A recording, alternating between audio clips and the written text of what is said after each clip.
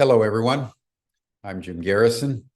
I want to welcome you to this session of Humanity Rising as we conclude a 5-day program on the Conference of Parties that's been going on in Abu Dhabi as the world governments, major corporations, and thousands of NGO organizations have gathered there for the 28th COP for discussions about how the world can come together to solve the issue of climate change.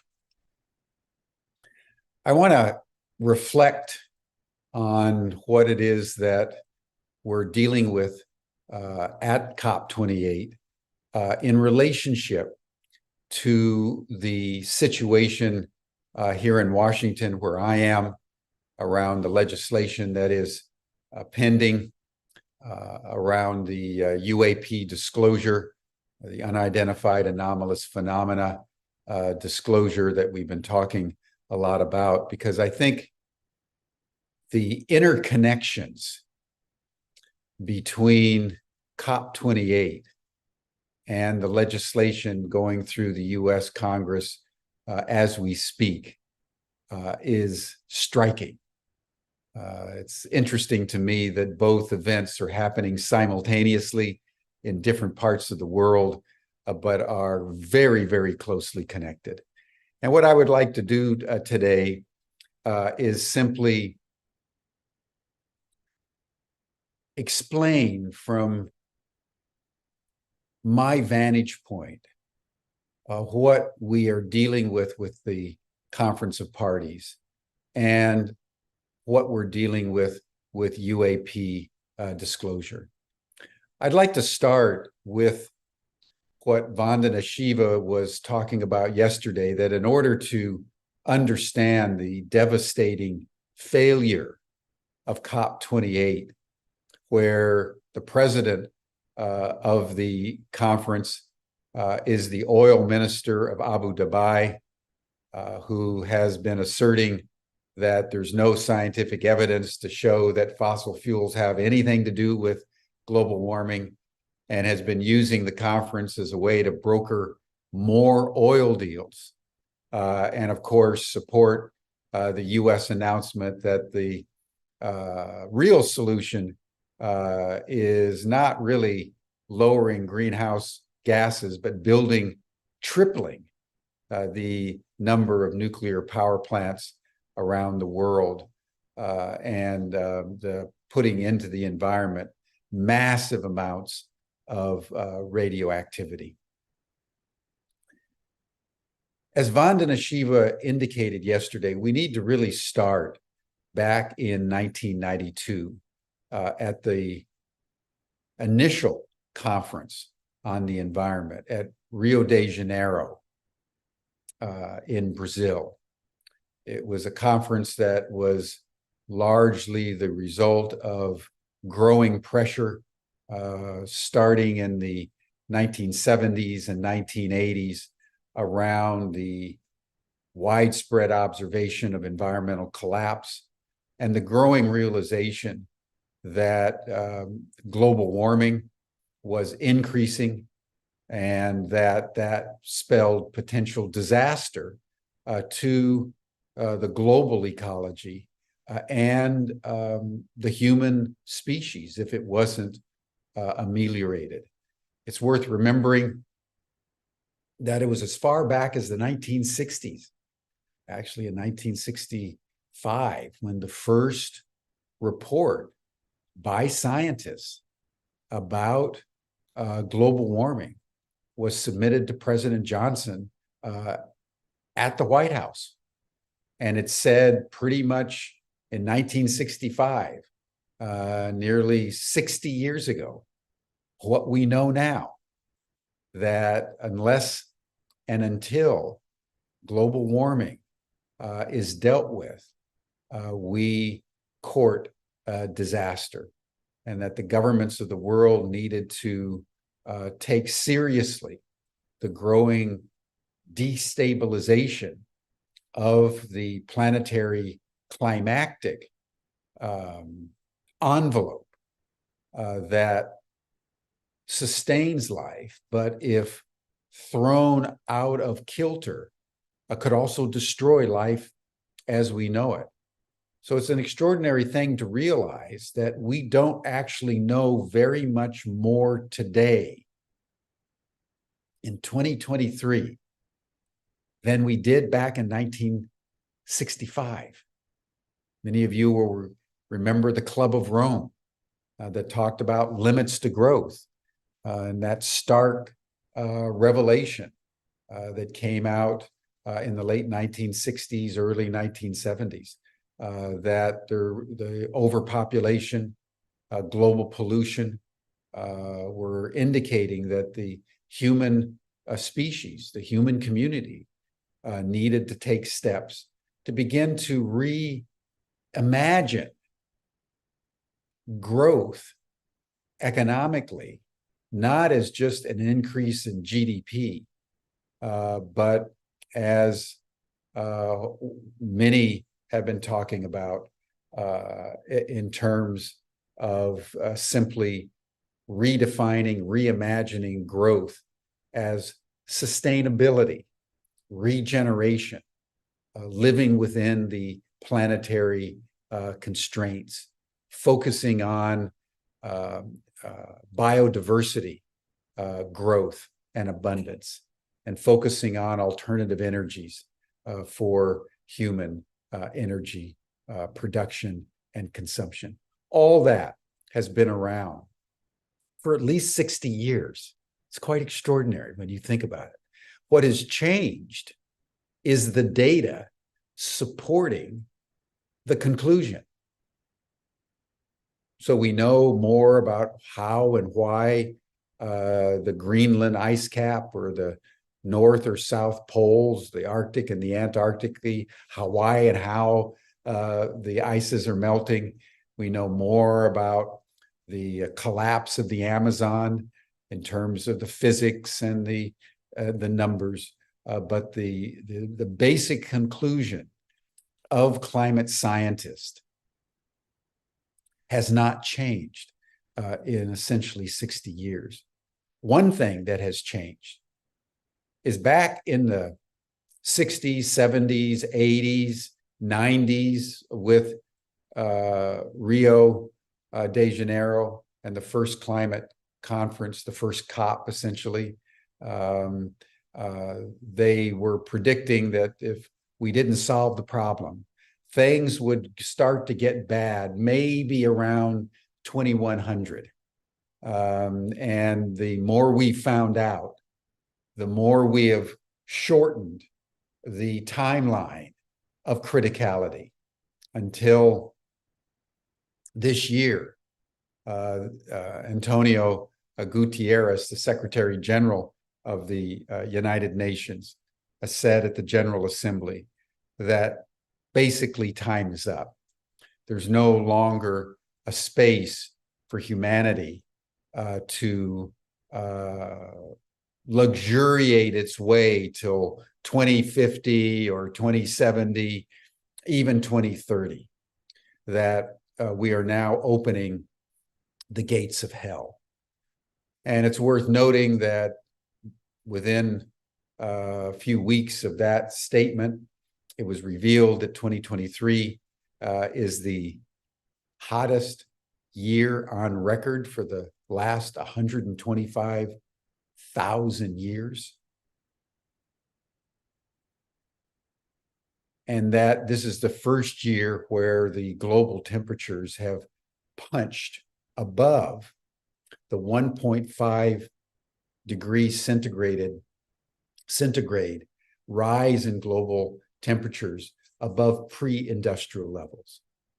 And that's the level that climate scientists, again, since the 1960s, 1970s, have said humanity cannot go. Because once you punch through 1.5, basically it's game over. And the whole thing spins out of control, no matter what humanity does. So we are in one of those moments of an extraordinary juxtaposition between what the climate science has been telling us and the fact that the CEO of the national oil company of Abu Dhabi is the president of COP28. And the US government is proposing tripling nuclear power around the world by 2030.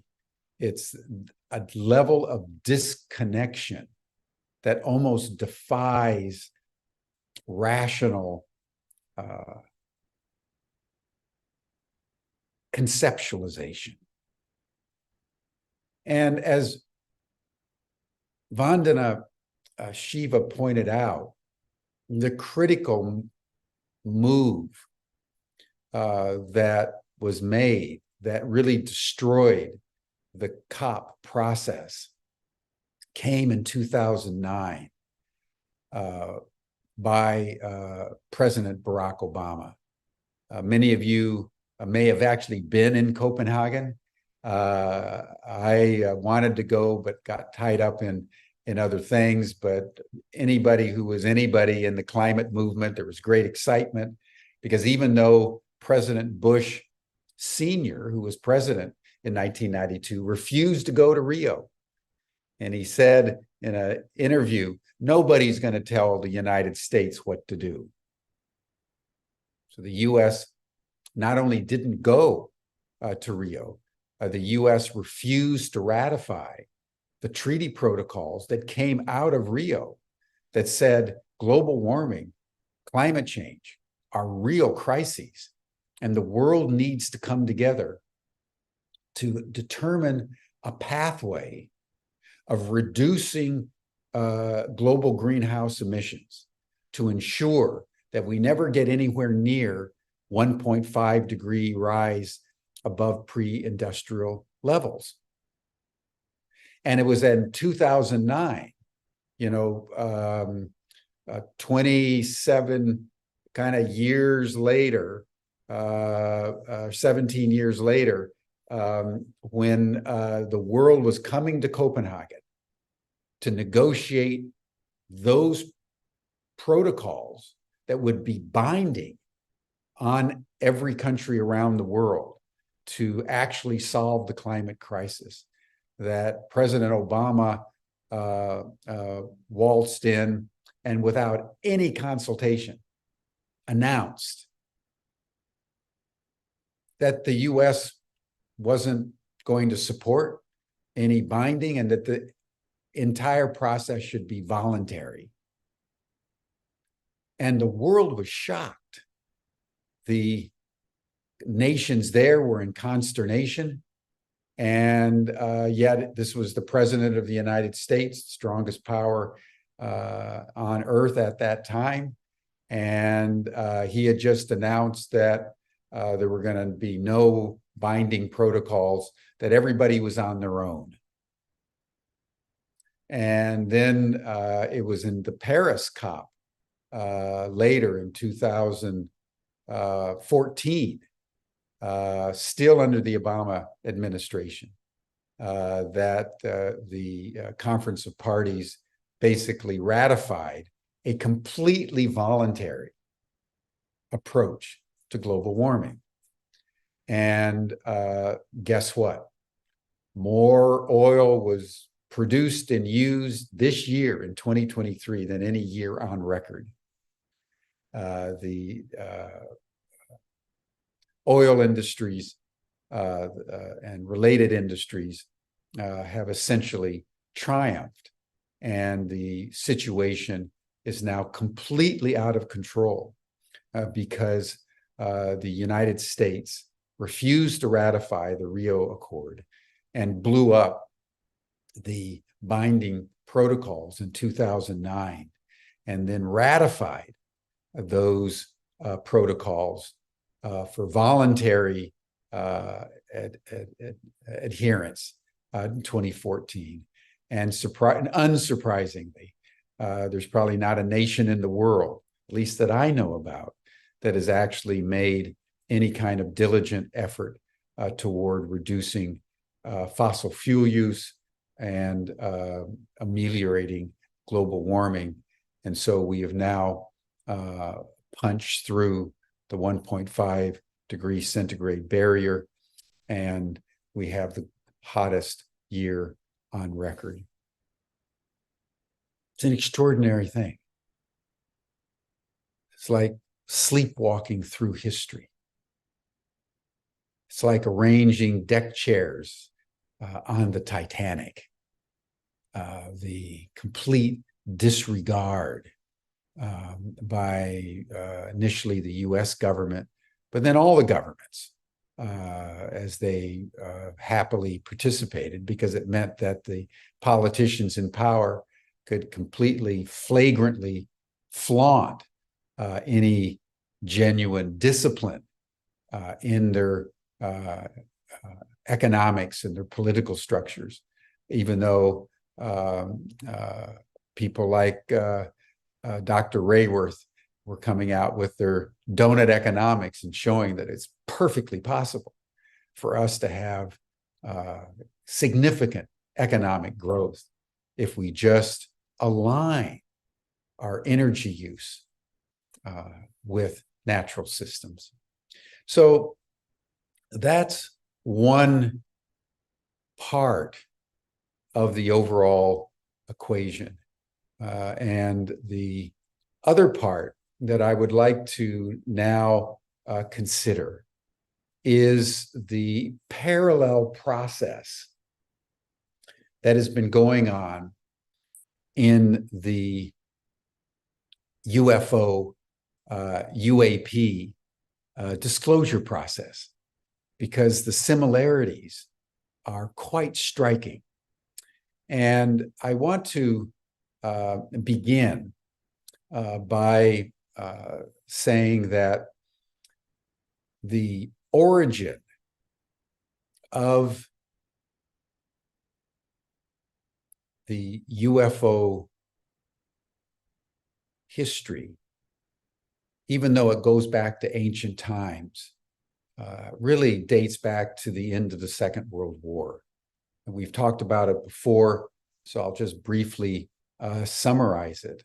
But it was almost at the same moment when the scientific community split the atom, and the US government, in its attempt to defeat the Germans and the Japanese in the Second World War, took that scientific information and built nuclear weapons that they dropped on Hiroshima and Nagasaki in August of 1945.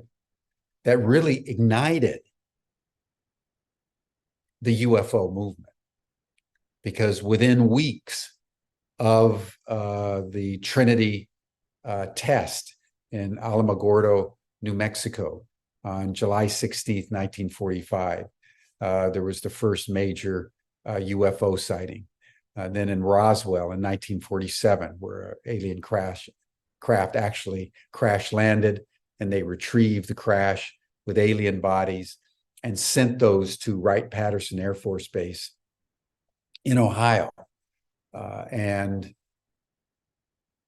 to date, estimates vary, but it's generally estimated by UFO scholars that there's been probably 100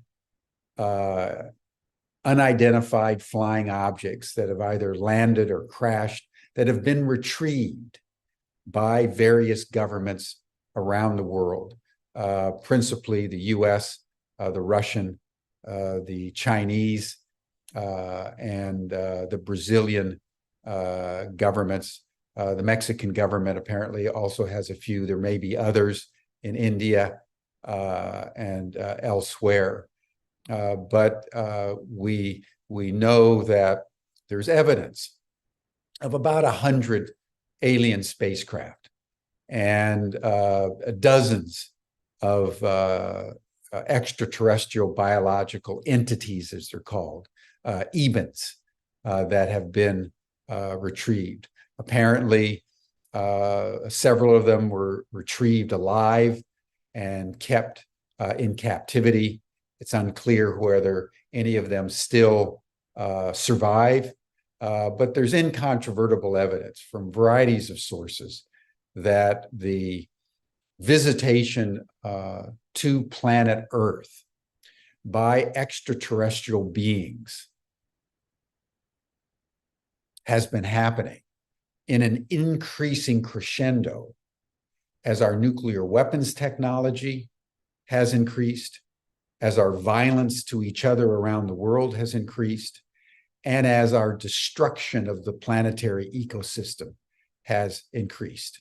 And as I've said many times, but I'll repeat it again because it's very important that we all take it in.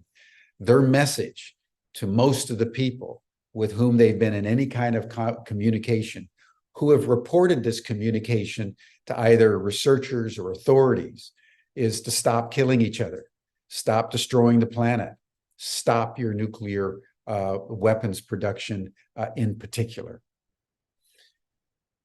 There's indication now that the various countries, particularly China, Russia, and the United States, have been actively reverse engineering their technologies and have been developing the first UFO weapons, which are called hypersonics, which I've been discussing also. So we're in this extraordinary moment where the reverse engineering has reached a crescendo, and UFO weapons are on the horizon. Disclosure is also happening simultaneously. And the bill that we've been discussing is now basically a fait accompli. Both the Senate and the House conferences have come together for the final wording. The Senate voted on it yesterday afternoon with a vote of 82-13 to pass the National Defense Authorization Act for 2024. It's now being sent over to the House of Representatives for apparently another up or down vote, and it's expected to pass, which commits the U.S. government to disclosure, designates the National Archives of the Library of Congress as the recipient of the information relating to everything that the U.S. government agencies and contracting corporations have gathered about unidentified anomalous phenomena, the UAP, since the Second World War, and designates 3 committees in the Senate and 3 in the House of Representatives: oversight and Homeland Security, Armed Services and Intelligence on the Senate side, oversight, Armed Services, Intelligence on the House side to oversee the process, and has deleted from the original UAP Disclosure Act any right of Congress by eminent domain or subpoena power to actually get the information, and allows the various agencies, the Central Intelligence Agency, the military, the Pentagon, etc., to insist that even if they turn over the information to the National Archive, that it remain classified. So the parallel that I want to draw for our collective awareness in our Humanity Rising community is that even as the COP process has culminated in the presidency of the oil minister of Abu Dhabi and no progress toward climate change, similarly, there's been this process of disclosure, like this process of let's do something about global warming, And when it comes right down to it, we're going to talk about it, but we're actually not going to put any executive function to the bill to force the legacy group to turn over information that would actually make a difference. Just like in the COP, we're not going to do anything to mandate that the countries actually solve the problem. And we're going to continue to burn fossil fuel relentlessly as we destroy the planetary ecosystem. So that's parallelism, is what I really want to note today. We know a lot about the COP process because we've talked about it on Humanity Rising. It's been well publicized in the news. But what I want to concentrate on for the purposes of this conversation today and summary of the COP is how the military industrial, meaning the military fossil fuel complex, has distorted the process of disclosure. And the point that I want to make for our collective education and illumination is how the fossil fuel industry has been a malignancy, both in terms of perverting the attempt on the part of the human community to solve the most critical crisis in the history of our kind, a crisis which, if not solved, could mean the extinction of the human species, along with 1 million other species. And it's worth noting, parenthetically, 150 species go extinct every single day. Every 24 hours, 150 more species are going extinct. So when we talk about the 6th mass extinction caused by the inception of the Anthropocene, that era of planetary ecological history where it's human action that is taking over the planetary ecosystem, that gives you one little indicator of the damage that we're doing and the challenges that we're consciously not solving because we're giving our power away to the fossil fuel industry. And what I'd like to now talk about is how that has been done in the disclosure movement around UFOs. It's very interesting.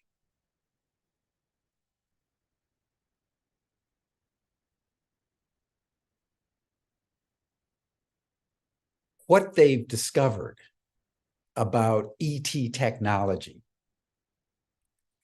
and the reason why these extraterrestrial beings can even get here from thousands or millions of light years away and move in and out of dimensions in terms of parallel universes is that apparently they've cracked 2 fundamental codes of physics. One is they have figured out how to not just break through the law of gravity, but use the power of gravity as a propulsion mechanism. We haven't been able to do that. If you look at our space missions to the moon or to Mars or launching the James Webb telescope, we've had to overcome gravity by having these big, massive, rocket launchers and explode at Cape Canaveral in Florida, is the thing. The big booster rocket goes up in the air slowly and then faster, and the booster rocket falls off. That's how SpaceX and Blue Origin and the private companies are doing it. You got to punch through this, boy. This is like masculine technology. We're going to conquer nature. We're going to defy gravity, and we're going to get into outer space. That's where we are in terms of our scientific development. But the ETs figured out that gravity is elastic, and that if you understand the actual equations and the mathematics and the geometry of gravity, you can actually use it as a propulsion system. Secondly, they have mastered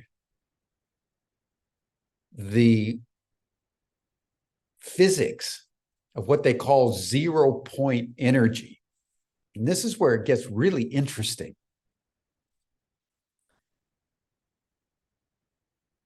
We have this basic understanding in Newtonian physics that there are objects in space, and between the objects is emptiness.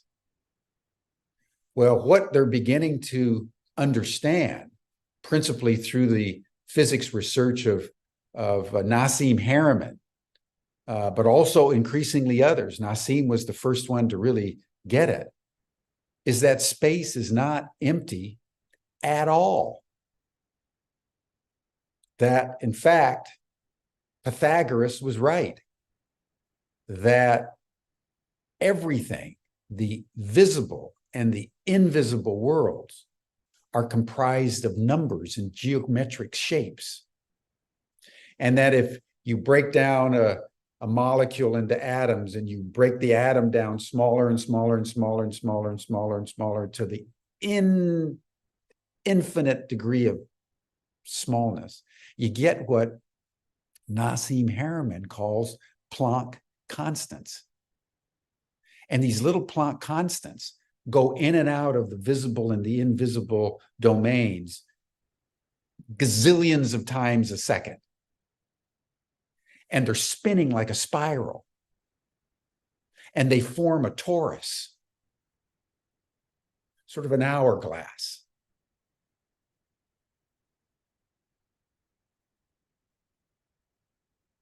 When you understand that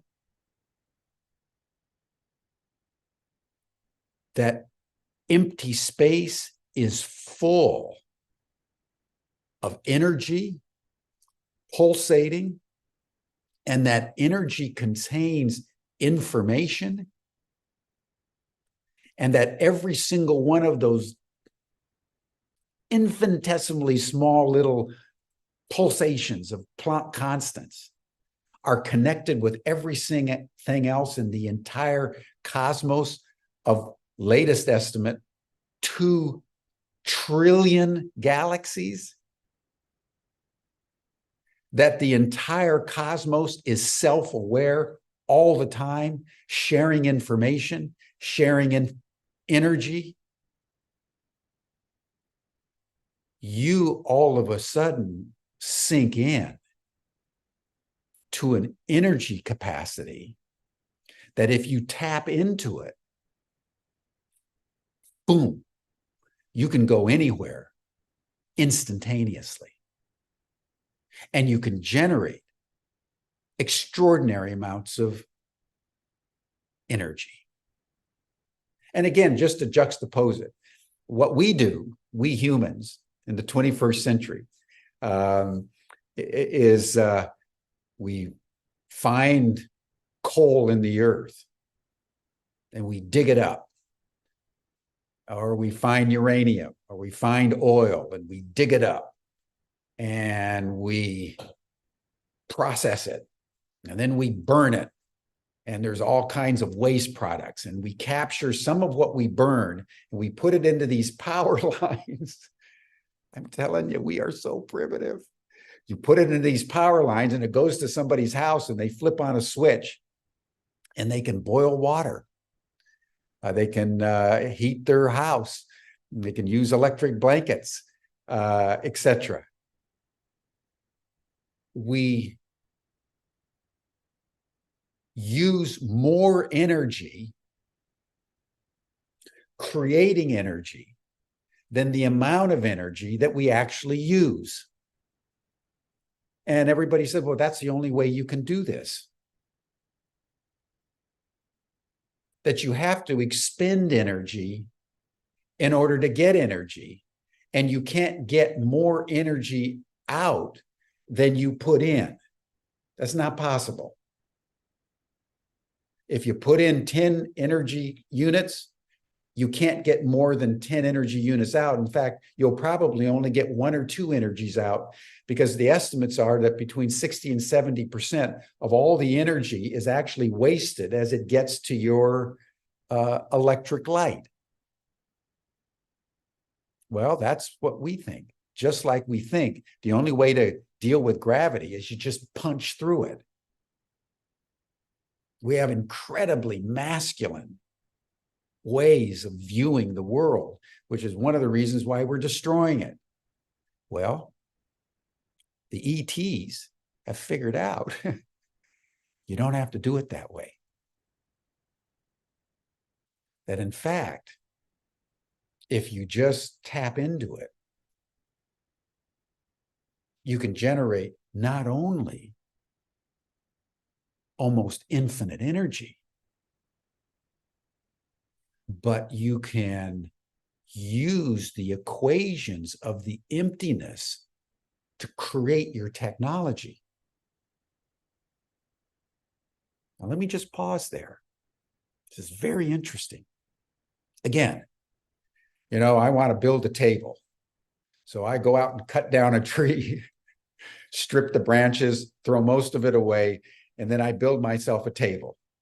I put it on the living room floor, and then I build a couple chairs, and I use energy to destroy nature, to fashion it like I want, because I want a table. Well, what if you don't have to cut down a tree to get a table? What if you understand how the Akashic field,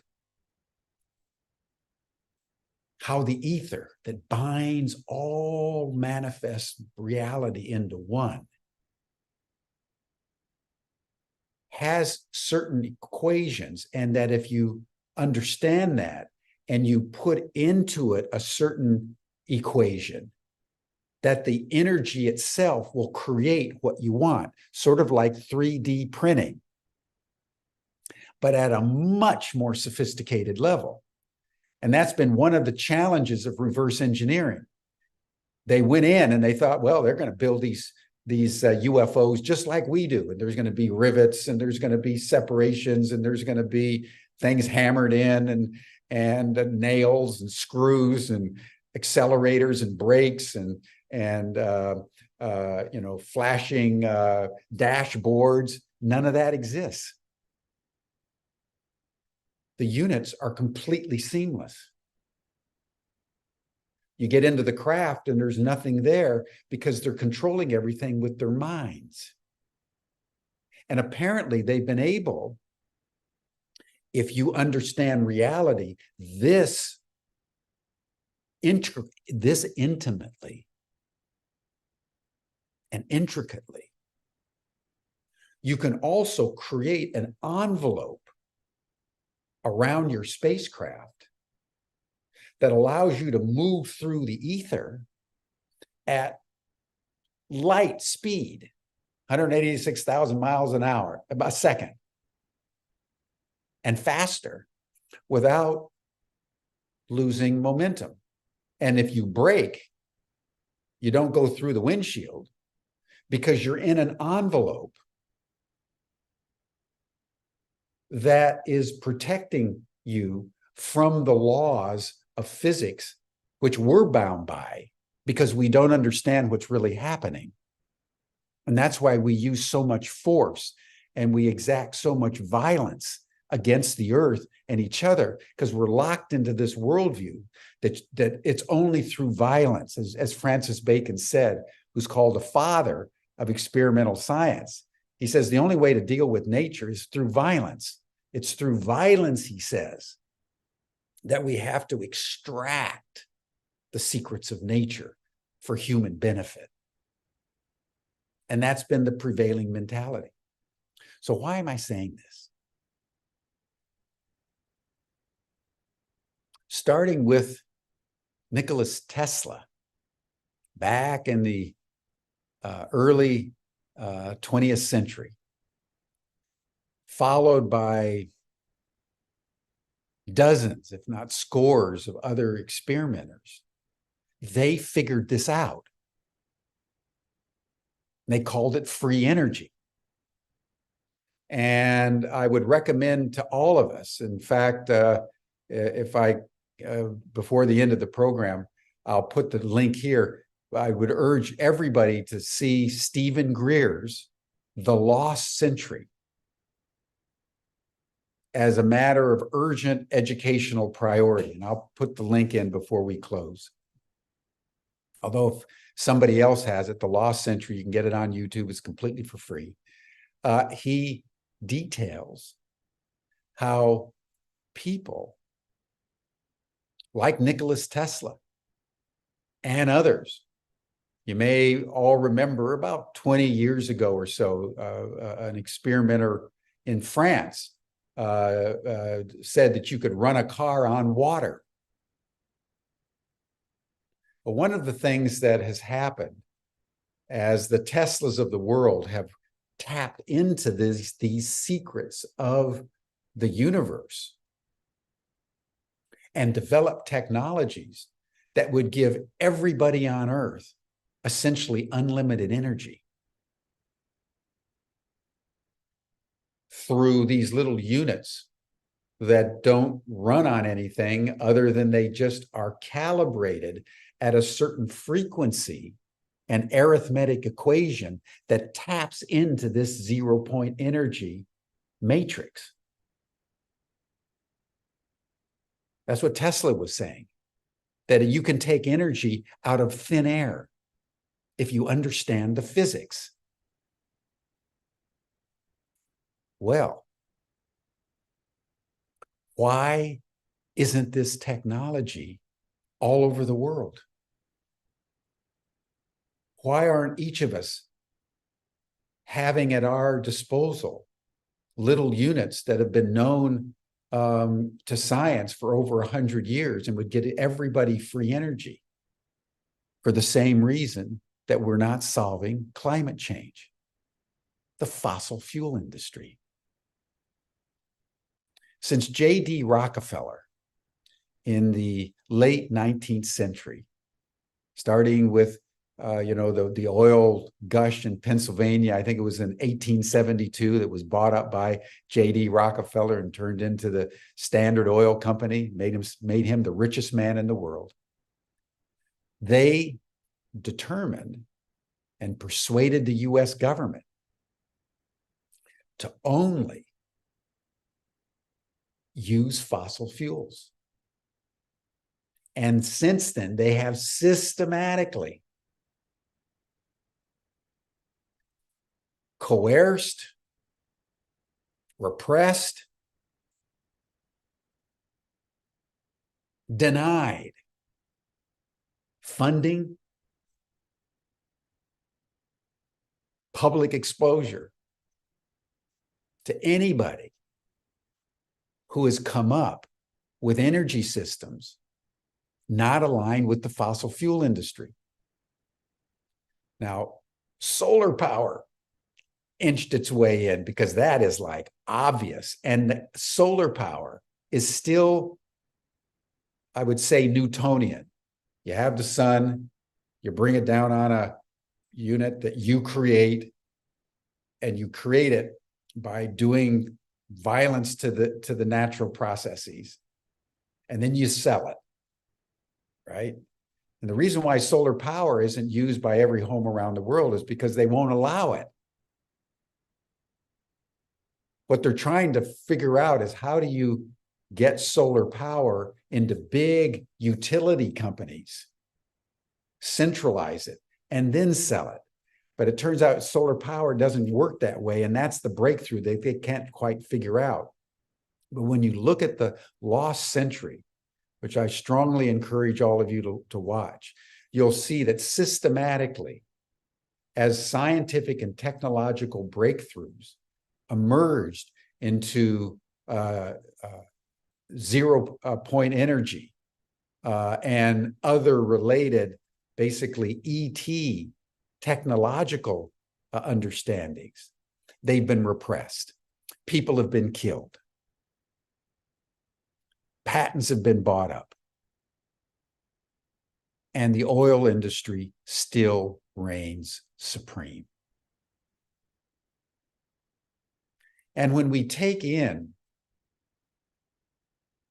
that reality, that over the last 100 years, the fossil fuel industry, aligned with the military, aligned with the government intelligence communities, aligned with the fossil fuel, the pharmaceutical industry, which is almost completely using some kind of oil-based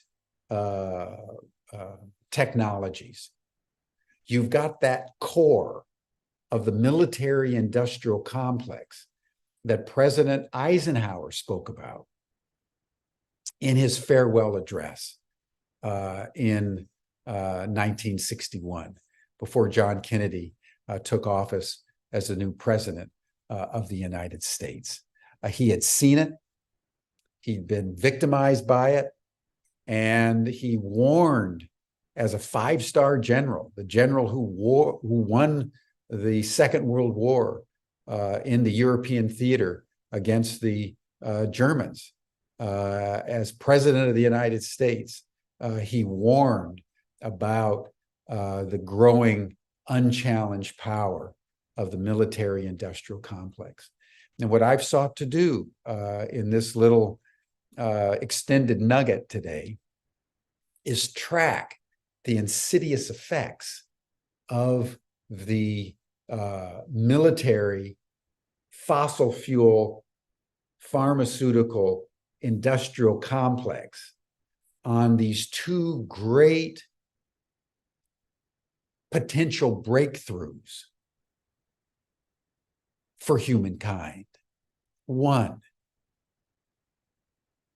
solving climate change through using ET technology.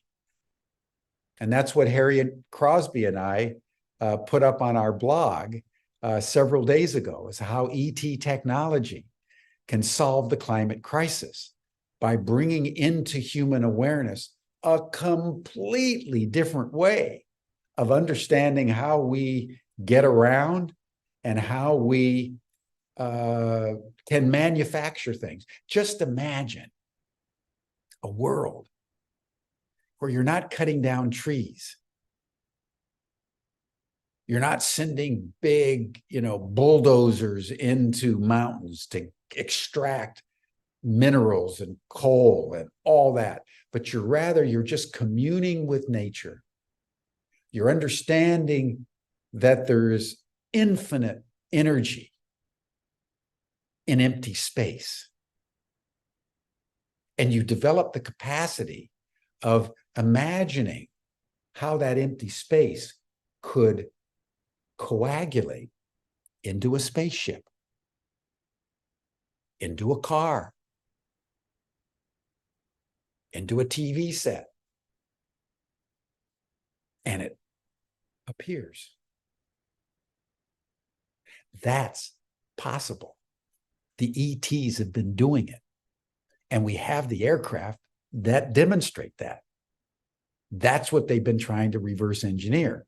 But of course, the corporations in the military-industrial complex have been trying to get that energy to develop weapons. And everybody who's trying to get that energy to provide abundance for all of humanity and free energy for all have been persecuted, killed off, and that capacity has been actively suppressed. So it's not like with climate change, it's not like we don't know. We've known since the 1960s We just haven't done anything about it. It's not like we haven't known about ET technology. We've known about that since the 1940s. We've chosen not to do anything about it. And yet, along the way, there's been the climate movement. And people like Ed Muller, people like Little Alpha in Sierra Leone, people like Vandana Shiva, and thousands and millions of people around the world that are doing everything they can to bring a new understanding, new alternative soft energy into prominence. And similarly on the UFO front, as the government has repressed, there's been thousands, millions of people all over the world who've experienced UFO phenomena and ET communications of one kind or another. And here this week in Washington, while the COP collapses of its own weight into a pool of oil, the US government, even in a very imperfect way, is about ready to pass a bill saying that the US government is going to start disclosing information, even though they've taken all the teeth out and et cetera, about which we're going to talk next week, because Danny Sheehan's going to be on next Thursday to give a real update, because we wanted to wait till the everything was over, and then we're going to talk more about it. It's going to be very exciting, actually, what we're going to be doing. So I want to conclude by just simply saying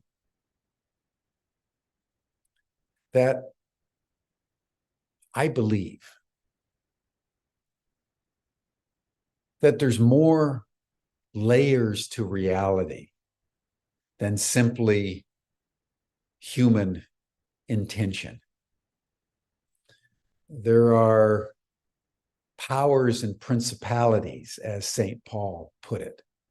There's levels of life and intelligences replete through the universe. We are not alone. And the extraordinary juxtaposition in our day of a prospect of immediate self-destruction, because we're not paying attention to what is now available to us at every level, and a cosmic opportunity of taking our place in a synergistic relationship with our planet and an open-hearted relationship with cosmic galactic civilizations. It's that fulcrum that our generation is living through and presencing in history, literally at this moment. So we've said many times before, things are getting worse and worse, better and better, faster and faster. At no point in history has this been more true. It's the worst of times, and it's the best of times. And humanity rising, and I think the lives of each and every one of you are dedicated without equivocation, understanding that it's the worst of times, but doing everything you can 24/7, 365 to make this the best of times. And it's in that contradiction and on that anvil that history unfolds, and our choices day by day effectuate the balance one way or another. So in this extraordinary complexio, it's actually true what many have said on Humanity Rising, that every single thought, every single word, everything single deed, every choice matters and ripples through the cosmic unity in which we find ourselves.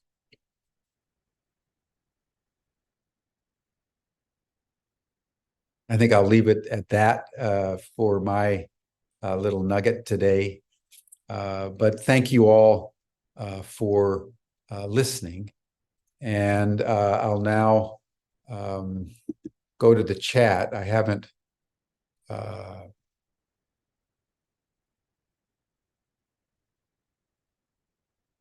looked at all the questions that have come up.